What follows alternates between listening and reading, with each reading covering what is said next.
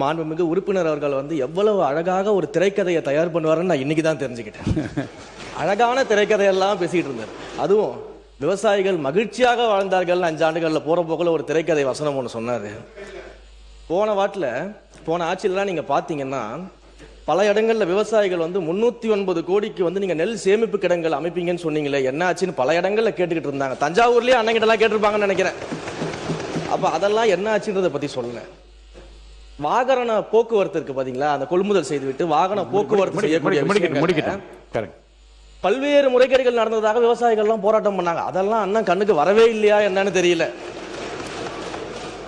கரும்புக்கு வந்து ஒரு விலை நிர்ணயம் செய்துவிட்டு கரும்புக்கு ஒரு விலை நிர்ணயம் அரசாங்கம் செஞ்சா அந்த விலைக்கு கீழே இன்னொரு விலையை அதிகாரிகள் நிர்ணயம் செய்து கருது கொள்முதல் செய்ததாகலாம் அன்னைக்கு விவசாயிகள் போராடினாங்க, பிரச்சனை பண்ணாங்க.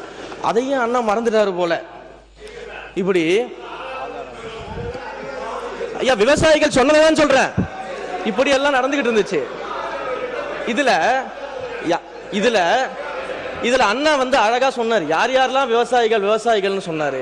அதுல ஒரு முக்கியமான விவசாயி அண்ணன் மறந்துட்டாரு. எல்லாரும் விவசாயிகள் அண்ணன் ஒவ்வொருத்தரை பத்தியும் சொல்லும் போது ஒரு முக்கியமான விவசாயியை மறந்துட்டாரு. கரும்பு தோட்டத்துக்குள்ள கான்கிரீட் போட்டு நடந்த விவசாயியை பத்தி அண்ணன் சொல்ல மறந்துட்டாரு. அப்ப இவங்க சொல்ற கதையெல்லாம் எப்படி இருக்குதுன்னா, சர்க்கரையை எறும்பு தின்னுருச்சு, சாக்க கரையான் தின்றுச்சுன்னு சொல்ற மாதிரி இருக்குது ஒரு கதையெல்லாம்.